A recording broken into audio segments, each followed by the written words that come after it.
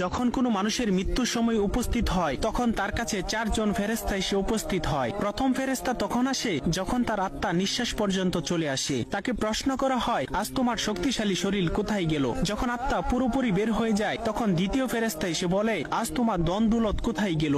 দুনিয়াতে জানিয়ে তুমি গর্ব করিতে। এরপর যখন জানাজা উঠানো হয় তখন তৃতীয় ফেরেশতা এসে বলে, আজ তুমি এমন এক লম্বা সফরে বের হচ্ছ যা এর আগে কখনো করো নাই। আজ তোমাকে এমন এক ঘরে শোয়ানো হবে যেখানে নিঃশ্বাস ফেলানোর জায়গা পর্যন্ত নেই। যখন তাকে কবরে শোয়ানো হবে তখন চতুর্থ ফেরেশতা এসে বলবে, কাল পর্যন্ত তুমি জমিনে চলাচল করেছ, আজ তুমি জমিনের নিচে শুয়ে আছো। কাল তুমি হাসছিলে, আজ তুমি কান্না করছো। কাল পর্যন্ত সবাই তোমার সঙ্গী ছিল, কিন্তু আজ তুমি একা। কোথায় তোমার আদরের স্ত্রী সন্তান যাদের জন্য তুমি মাথার ঘাম পায়ে ফেলে উপার্জন করেছিলে? আজ কেউ তোমার সঙ্গী হবে না একমাত্র আল্লাহ ছাড়া।